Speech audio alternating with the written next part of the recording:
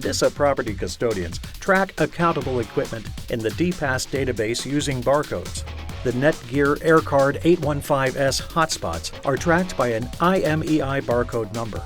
There are 3 barcodes in the battery compartment close together, making it difficult to scan just the IMEI barcode. At DISAWERX, we designed a stencil shaped like the battery to mask off undesired barcodes. Just drop the stencil into the battery compartment to reveal only one of the 3 barcodes. We made one for IMEI, one for the serial number, and one for the SKU. The stencils are 3D printed at DISAWERX in Columbia, Maryland for less than 25 cents.